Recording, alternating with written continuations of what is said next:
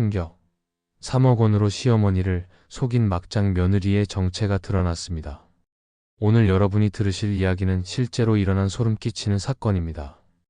돈에 눈이 먼 며느리가 70대 할머니에게 저지른 충격적인 만행과 그에 대한 통쾌한 복수. 과연 이 막장 드라마의 결말은 어떻게 될까요? 지금부터 시작합니다. 나는 김순덕 올해 77세입니다. 이 나이에 이런 말도 안 되는 이야기를 하게 될 줄은 꿈에도 몰랐어요. 3년 전 남편을 잃고 혼자 살아왔는데 그 외로움이란 말로 표현할 수가 없었어요. 넓은 단독주택에 나 혼자 덩그러니 남겨진 기분이었죠. 남편 생전에는 정말 행복했어요. 아침마다 마당에서 함께 꽃에 물 주고 저녁에는 평상에 앉아 차 한 잔 마시며 하루를 정리했죠. 그런데 그 사람이 갑작스런 심장마비로 세상을 떠나고 나니 이 집이 무덤처럼 느껴지더라고요. 텔레비전 소리를 아무리 크게 틀어도 혼잣말을 아무리 많이 해도 그 적막함은 채워지지 않았어요. 더욱 견디기 힘들었던 건 우리 강아지 뽀시가 무지개 다리를 건넌 일이었어요. 15년을 함께 한 가족 같은 존재였는데 주인을 잃은 슬픔 때문인지 남편이 떠난 지 6개월 만에 따라갔어요. 그때 정말 이 세상에 나 혼자 남겨진 기분이었답니다. 그래도 위안이 되는 건 아들 둘이 있다는 거였어요. 큰아들 정호는 대기업에서 과장으로 일하고 있고 큰며느리 수정씨는 간호사로 바쁘게 살고 있어요. 작은 아들 민수는 중소기업에 다니고 있지만 성실하고 착한 아이죠. 작은 며느리 미영씨는 전업주부로 초등학생 아들 아람이를 키우고 있고요. 어느 날 정말 외로움이 절정에 달했을 때 결정을 내렸어요. 이 집을 팔아서 아들들에게 나눠주고 한 집에 들어가 살자고요. 돈도 주면서 말이에요. 그래야 눈치 보지 않고 편하게 지낼 수 있을 것 같았거든요. 주말에 두 아들 가족을 모두 불렀어요. 오랜만에 온 가족이 한자리에 모이니 마음이 따뜻해졌어요. 정성껏 준비한 음식들을 보며 아들들이 역시 어머니 손맛은 최고네요 라고 하니 그동안의 고생이 다 보상받는 기분이었어요.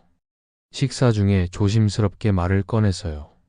얘들아, 엄마가 혼자 지내기 너무 힘들어서 이 집을 팔고 너희 중 한 집에 들어가 살고 싶어. 물론 집 판 돈은 너희들에게 나눠줄 생각이야. 큰아들이 먼저 입을 열었어요. 어머니 저희 집으로 오시죠. 방도 여유 있고. 하지만 그때 작은 며느리 미영이 끼어들었어요. 어머님, 큰아주버님 댁은 낮에 모두 직장을 나가시잖아요. 어머님 혼자 계시게 되는데 그게 지금이랑 뭐가 다르죠? 차라리 저희 집으로 오세요. 저는 집에 있으니까 어머님 심심하실 틈이 없을 거예요. 아람이도 할머니 있으면 좋아할 거고요. 그 말이 맞는 것 같았어요. 큰며느리도 어머님 혼자 계실 시간이 많긴 하겠네요 라고 동의했고요. 그래서 작은 아들 집으로 가기로 결정했어요. 작은 아들 민수가 환하게 웃으며 말했어요.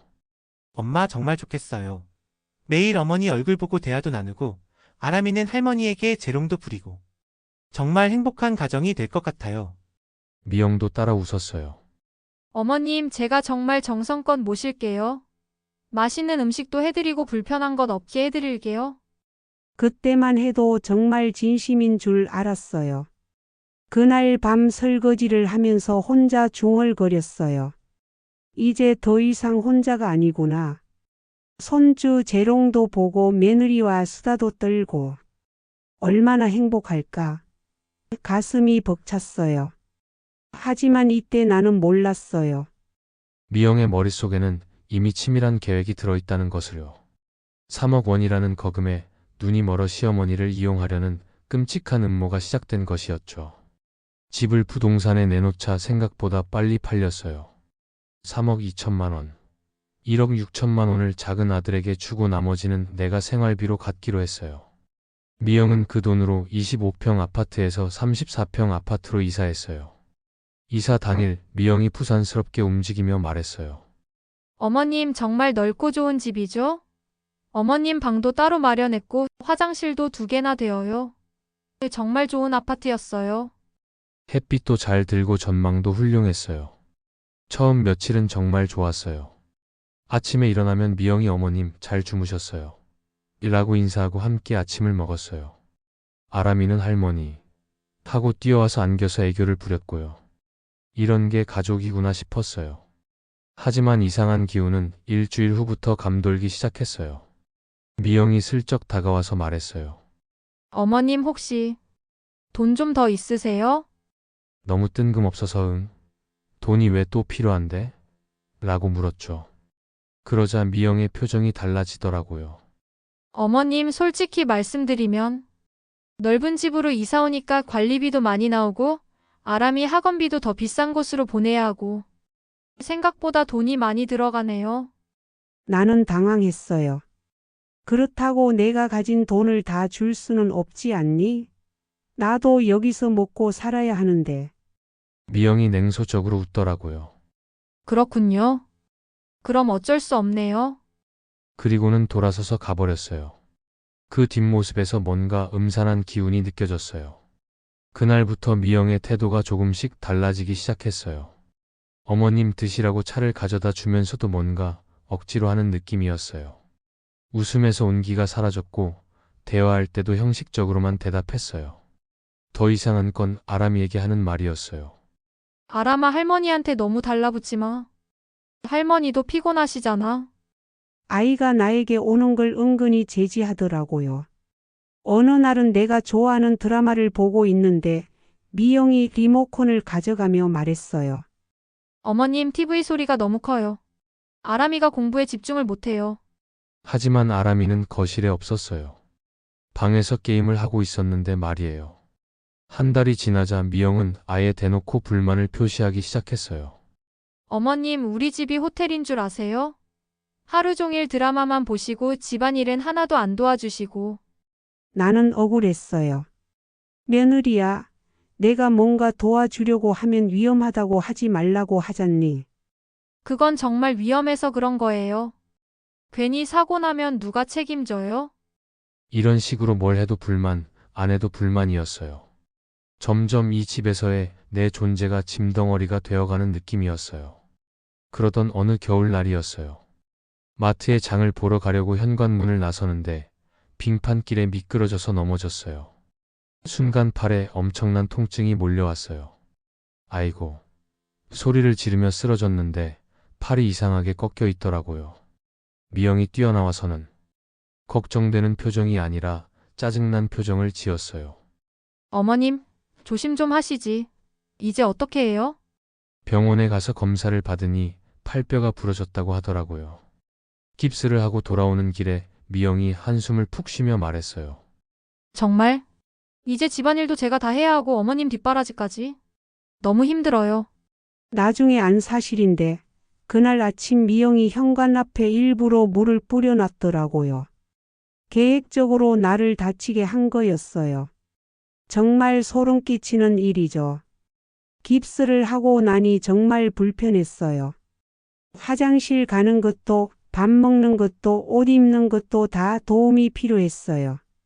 그런데 미영은 도와주면서도 항상 짜증스러운 표정이었어요. 어느 날 아람이가 할머니 배고파요. 뭔가 먹을 거 없어요? 라고 해서 한 손으로 라면을 끓여주려고 했어요. 하지만 깁스한 손으로는 너무 불편하더라고요. 냄비를 들다가 그만 놓쳐버렸어요. 뜨거운 국물이 바닥에 쏟아지면서 아람이 발등에 튀었어요. 아이가 뜨거워 라고 소리 지르며 울기 시작했어요. 나는 어찌할 바를 몰라 당황하고 있는데 마침 그때 미영이 들어왔어요. 상황을 보더니 완전히 폭발했어요. 어머님, 뭘 하시는 거예요? 몸도 성치 않으시면서 괜히 나서서 아이까지 다치게 만들고. 나는 미안해서 아람이가 배고프다고 해서 라고 말했는데 미영이 더 큰 소리로 말했어요. 어머님 무식하면 가만히 계세요. 요즘 화상에 치약 바르는 사람이 어디 있어요? 그 순간 정말 가슴이 무너지는 기분이었어요. 무식하다고. 내가 70년 넘게 살아오면서 무식하다는 소리를 들을 줄 몰랐어요. 눈물이 왈칵 쏟아졌지만 참아야 했어요. 미영은 아람이를 데리고 병원에 갔어요. 나는 혼자 남아서 엉엉 울었어요. 내가 뭘 잘못했나? 손주를 위해서 한 일인데 왜 이런 대접을 받아야 하나? 저녁에 민수가 퇴근해서 들어왔어요. 집안 분위기가 이상한 걸 눈치채고 미영에게 물어봤나 봐요. 미영이 낮에 있었던 일을 자기 입맛대로 말하더라고요. 민수가 내 방으로 와서 엄마, 괜찮으세요? 손은 어때요? 라고 물었어요. 나는 괜찮다고 했지만 속으로는 너무 서러웠어요. 내 아들 앞에서 며느리의 잘못을 고발할 수는 없잖아요. 그 이후로 미영의 태도는 더욱 노골적으로 변했어요. 아들이 있을 때는 그래도 체면을 차리지만 민수가 출근하고 아람이가 학교에 가면 완전히 다른 사람이 되었어요. 어머님 정말 답답해 죽겠어요. 언제까지 이렇게 사실 생각이세요? 집안 분위기가 왜 이렇게 무겁죠? 어머님 때문에 우리 가족이 다 우울해져요. 아람이도 할머니가 다치고 나서부터 기가 죽었어요. 이런 식으로 매일매일 정신적으로 괴롭혔어요. 나는 점점 말수가 줄어들고 방에만 있게 되었어요. 이게 내가 꿈꾸던 가족의 모습일까요? 그러던 어느 날 밤 나는 우연히 거실에서 나누는 부부의 대화를 들었어요. 화장실에 가려다가 문틈으로 들려오는 소리에 귀가 번쩍 트였어요. 미영이 민수에게 말하고 있었어요. 여보, 솔직히 말해서 어머님 때문에 너무 힘들어요. 팔 다치시고 나서는 더 심해졌어요. 제가 모든 걸 다 해드려야 하잖아요. 민수가 대답했어요. 그렇긴 하지만 팔이 나으시면 괜찮아질 거 아니야. 언제 나아요? 나이가 나이인데 쉽게 나을까요? 그리고 설령 나아도 또 다른 문제가 생길 거예요. 노인분들은 하루가 다르게 약해지잖아요. 나는 가슴이 철렁 내려앉았어요. 더 충격적인 말이 이어졌어요. 여보, 차라리 어머님을 요양원에 모시는 게 어때요? 그 말에 민수가 벌떡 화를 냈어요. 뭐라고? 지금 제정신으로 하는 소리야. 어머님이 우릴 믿고 큰 돈까지 주셨는데 돈 받았으니까 평생 모셔야 해요? 현실을 봐요. 우리도 살아야 하고 아람이도 키워야 하잖아요. 어머님은 전문적인 케어가 필요한 상황이에요. 야, 너 정말 너무하잖아. 내가 이런 소리 들을 줄 몰랐어. 진짜 실망이다. 미영이 울먹이는 목소리로 말했어요. 저도 처음엔 정말 잘 모시려고 했어요. 하지만 현실은 달라요. 어머님이 사고만 치시고 아이까지 다치게 만들고 저 정말 스트레스로 죽을 것 같아요. 민수는 한참 침묵하더니 말했어요. 그래도 요양원은 너무하잖아. 다른 방법을 생각해보자. 하지만 미영은 포기하지 않았어요. 여보, 저는 정말 한계예요. 이런 식으로 계속 가면 저 진짜 우울증 걸릴 것 같아요. 그날 밤 나는 잠을 이룰 수 없었어요. 며느리가 나를 요양원에 보내려고 한다니. 그것도 내 돈으로 산 집에서 이런 모의를 하다니 정말 기가 막혔어요. 며칠 후 미영의 태도가 또 달라졌어요. 갑자기 친절해진 거예요. 어머님, 요즘 집에만 계셔서 답답하시죠? 날씨도 좋은데 드라이브나 다녀올까요? 처음엔 의심스러웠지만 워낙 오랫동안 집에만 있었던 터라 나가고 싶은 마음이 들었어요. 그래, 좋구나. 미영이 환하게 웃으며 말했어요. 어머님, 제가 맛있는 곳 알고 있어요. 경치도 좋고요. 기분 전환하고 오세요. 차에 타고 출발했는데 점점 시내에서 멀어지는 느낌이었어요. 며느리야, 우리 어디로 가는 거냐? 조금만 더 가면 돼요. 정말 좋은 곳이에요. 미영이 대답했지만 뭔가 어색했어요. 1시간 정도 달린 후에 도착한 곳을 보고 나는 경악했어요. 행복한 노후 요양원이라는 간판이 보이는 거예요. 여기가 어디냐? 나는 떨리는 목소리로 물었어요. 미영이 완전히 돌변한 표정으로 말했어요. 어머님, 여기서 편히 쉬세요. 제 역할은 이제 끝났어요. 뭐라고? 내가 너희에게 1억 6천만 원이나 줬는데. 미영이 차갑게 웃더라고요. 그 돈은 이미 다 썼어요. 아파트 전세금 가구가 아람이 학원비. 금방 없어지더라고요. 나는 믿을 수가 없었어요. 이 사람아, 이게 사람이 할 짓이냐? 어머님, 더 이상 저희에게는 짐일 뿐이에요. 매일 사고나 치고 집안 분위기만 우울하게 만들고 여기 좋은 요양원이니까 잘 지내세요. 미영이 나를 억지로 차에서 내리게 했어요. 나는 다리에 힘이 풀려서 비틀거렸어요. 미영이 내 귀에 대고 속삭였어요. 남편한테는 제가 적당히 둘러댈 거예요. 어머님은 이제 여기서 알아서 사세요. 밖은 춥고 험하니 괜한 생각 마시고요. 그리고는 차 문을 쾅 닫고 그냥 가버렸어요. 나는 그 자리에 주저앉아서 목이 터져라 울었어요. 요양원 직원들이 다가와서 어르신 어떻게 오셨어요? 라고 물었지만 나는 대답할 수가 없었어요. 정신을 차리고 보니 이대로 있으면 정말 여기 갇혀버릴 것 같았어요. 직원들이 잠깐 한눈을 판 틈에 뒤쪽으로 빠져나왔어요. 팔은 아프고 다리는 후들거렸지만 어떻게든 걸어야 했어요. 한참을 걸어서 버스 정류장 비슷한 곳에 도착했어요. 벤치에 주저앉아 숨을 고르며 생각했어요. 내 아들은 분명 나를 찾을 거야. 민수는 착한 아이야. 분명 뭔가 이상하다고 생각할 거야. 한편 집에서는 민수가 퇴근해서 어머니를 찾고 있었어요.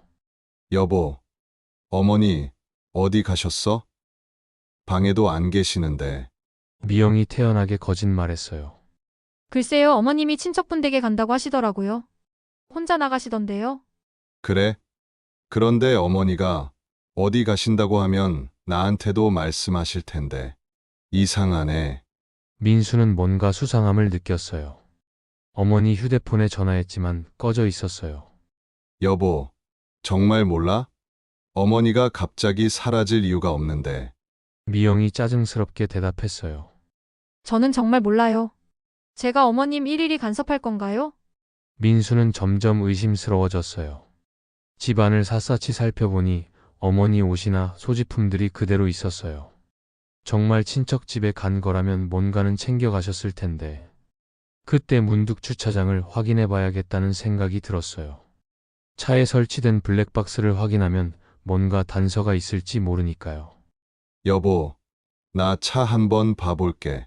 왜 갑자기 차를? 미영이 당황하는 기색이 역력했어요. 블랙박스 확인해 볼까 해서. 미영의 얼굴이 하얗게 질렸어요. 굳이 그럴 필요 있어? 어머님 금방 오실 거 아니야? 하지만 민수는 이미 주차장으로 향하고 있었어요. 블랙박스 메모리를 빼서 집으로 가져왔어요. 미영은 바들바들 떨고 있었어요. 노트북에 블랙박스 영상을 재생하는 순간 모든 진실이 드러났어요. 미영이 어머니를 태우고 낯선 곳으로 가는 모습, 요양원 앞에서 어머니를 억지로 내리게 하는 모습이 선명하게 찍혀 있었어요. 민수의 얼굴이 벌겋게 달아올랐어요. 이게 뭐야? 당신이 어머니를 요양원에 버리고 온 거야. 미영이 울먹이며 변명했어요. 아니에요. 정말 어머님이 편히 쉬시라고 생각해서 버리려고 한 게 아니라. 무슨 소리야? 영상에 다 나와 있잖아. 어머니를 억지로 끌어내리고 민수가 소리쳤어요. 여보 미안해요. 순간 욱해서 그랬어요. 다시 데려오면 되잖아요. 지금 장난해? 어머니가 어디 계신지도 모르는 상황에서. 민수는 곧장 영상을 분석해서 요양원 위치를 파악하기 시작했어요. 여보 제발 한 번만 봐줘요. 미영이 바지가랑이를 붙잡고 애원했지만 민수는 냉정했어요. 엄마를 상대로 실수라는 게 말이 돼? 난 지금 엄마 찾으러 갈 거야. 돌아오면 너하고는 끝이야. 민수는 문을 쾅 닫고 나갔어요. 미영은 그제야 자신이 저지른 일의 심각성을 깨달았지만 이미 늦었어요. 한편 나는 버스 정류장에서 떨고 있었어요. 해는 지고 바람은 차가웠어요. 이러다 밤이 되면 어떻게 하지? 내 아들이 정말 나를 찾아줄까? 그때 멀리서 자동차 엔진 소리가 들려왔어요. 헤드라이트가 어둠을 뚫고 다가오더니 민수의 차였어요. 엄마. 민수가 차에서 뛰어내려 나에게 달려왔어요. 나는 그 순간 모든 힘이 빠져서 주저앉을 뻔했어요. 민수야, 엄마가 얼마나 무서웠는지 아니? 나는 떨리는 목소리로 말했어요. 엄마, 정말 죄송해요. 제가 너무 늦었어요. 괜찮으세요? 많이 힘드셨죠? 민수의 목소리도 떨리고 있었어요. 괜찮다. 내가 와줬으니 엄마는 괜찮다. 나는 아들의 어깨에 기대며 안도의 눈물을 흘렸어요. 차에 타고서야 민수가 조심스럽게 물었어요. 엄마, 며느리가 정말 이런 짓을 했어요.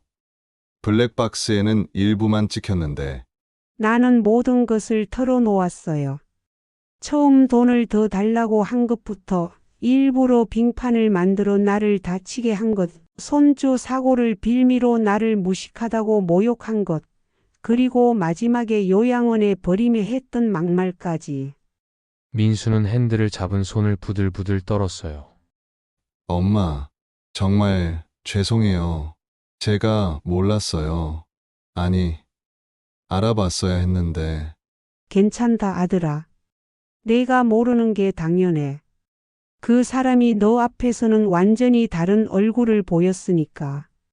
집에 도착하니 미영이 현관 앞에서 기다리고 있었어요. 얼굴이 새하얗고 눈이 퉁퉁 부어 있었어요. 아마 민수가 나간 후 어떻게 해야 할지 몰라 울고 있었나 봐요. 민수가 차에서 내리더니 바로 미영에게 다가갔어요. 당신 정말 어떻게 이럴 수가 있어?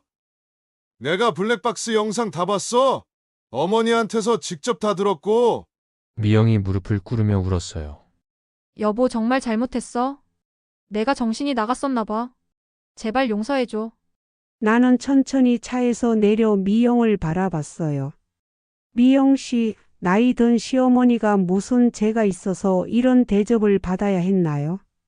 어머님, 정말 죄송해요. 제발 용서해주세요. 다시는 절대 그런 일 없을게요. 하지만 나는 고개를 저었어요. 이미 믿음이 깨져버렸어요. 돈을 받아놓고 이제 와서 들통나니까 사과하는 거 아닌가요? 민수가 단호하게 말했어요. 나도 이건 용서 못해. 엄마가 없었다면 난 벌써 폭발했을 거야. 이제 끝이야. 우리 이혼하자. 미영이 펄쩍 뛰며 매달렸어요. 안 돼, 여보. 아람이는 어떡해? 한 번만 기회를 줘. 내가 할 말 없어. 어머니를 요양원에 버리고 돌아와서 거짓말하고 당장 변호사 구해서 절차 밟을 거야. 그날 밤 우리는 거실에 앉아 차를 마시며 대화했어요. 민수가 미안해하며 말했어요. 엄마, 제가 정말 바보였어요. 왜 눈치를 못 챘을까요? 아들아, 내 탓이 아니야. 그 사람이 너무 교활했던 거지. 너 앞에서는 완전히 다른 모습을 보였으니까. 엄마, 앞으로는 정말 제가 잘 모실게요. 그리고 이런 일 다시는 없도록 할게요. 나는 아들의 손을 꼭 잡았어요. 그거면 충분해. 진짜 가족이 누구인지 알았으니까. 며칠 후 민수는 변호사를 만나 이혼 절차를 진행했어요. 미영은 계속 용서를 빌었지만 민수의 마음은 돌아서고 말았어요. 엄마한테 그런 짓을 하는 사람과는 더 이상 살 수 없어요. 신뢰가 완전히 깨져버렸어요. 이혼 과정에서 미영의 추악한 진실들이 더 드러났어요. 사실 미영은 처음부터 내 재산을 노리고 접근했다는 거예요.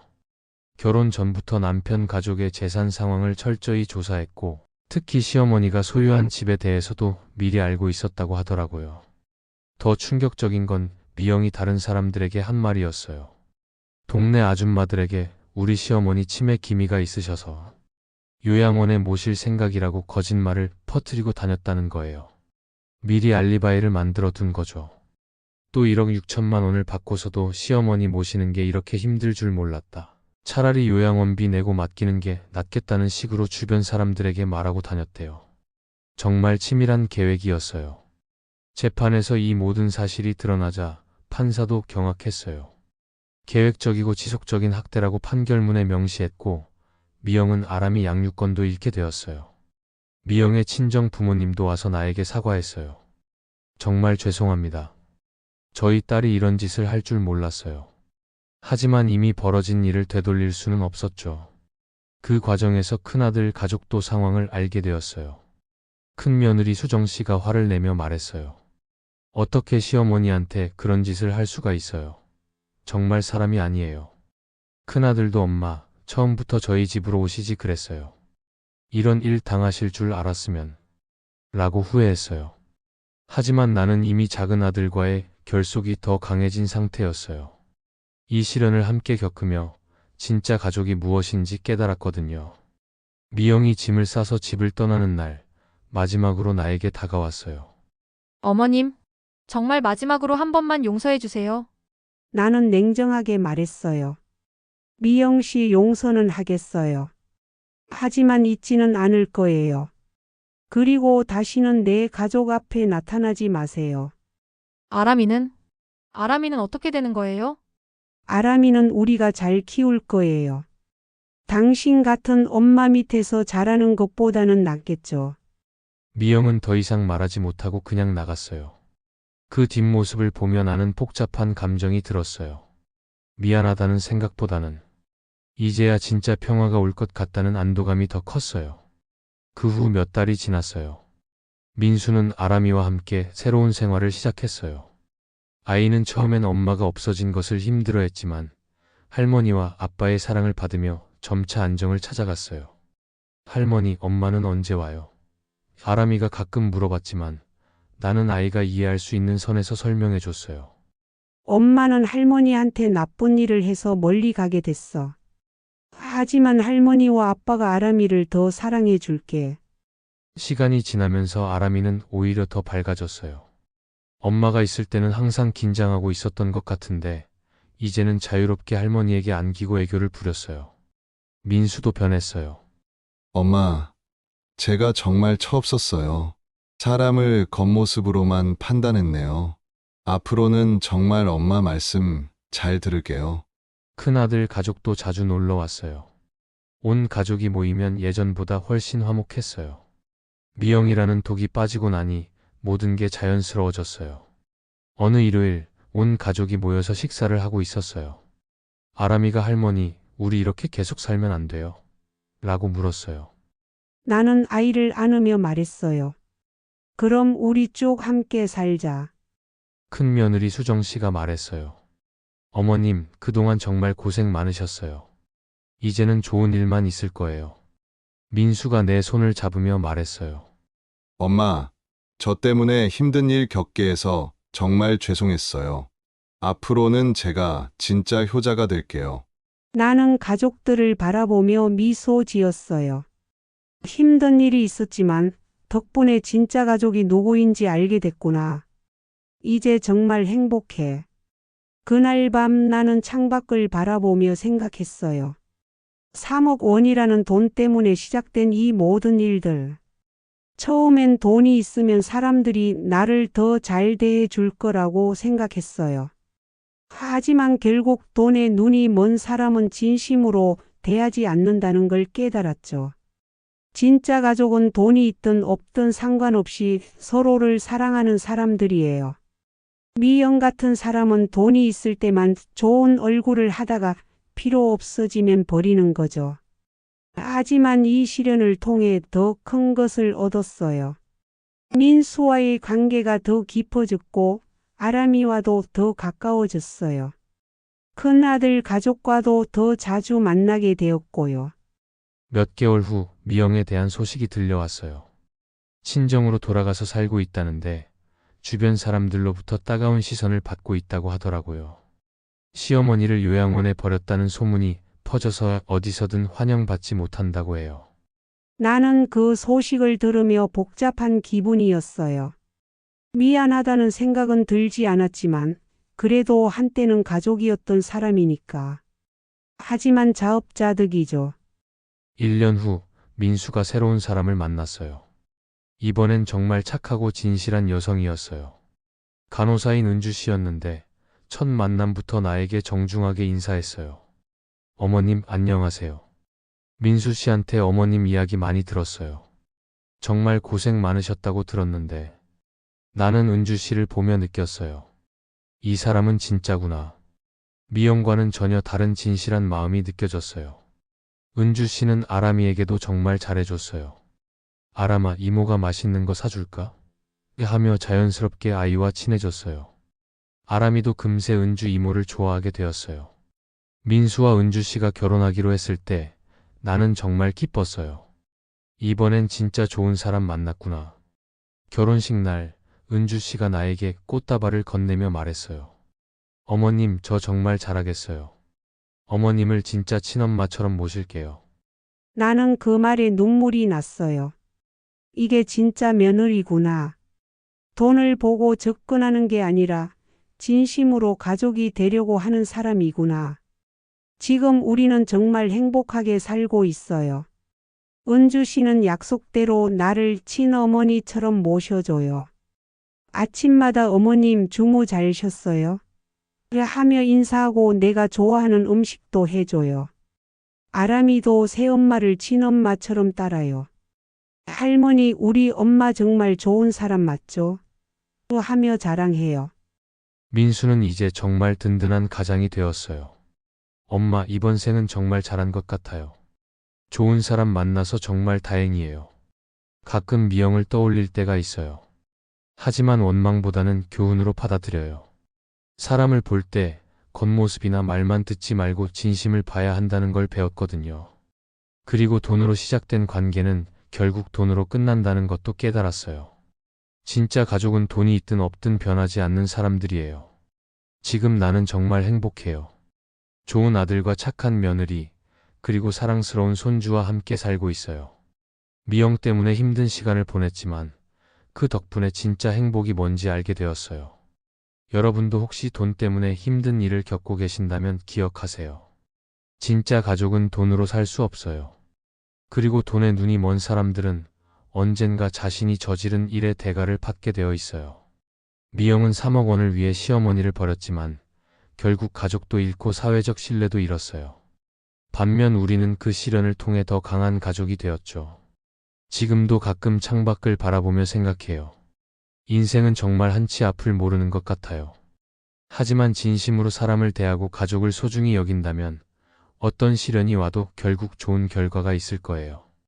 여러분들도 가족을 소중히 여기세요. 그리고 돈 때문에 가족 관계가 틀어지는 일은 없기를 바라요. 진짜 가족이라면 돈보다 서로의 마음이 더 중요하니까요. 이상으로 제 이야기를 마치겠어요. 긴 이야기 들어주셔서 감사합니다.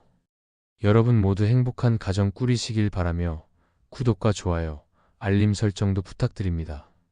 감사합니다.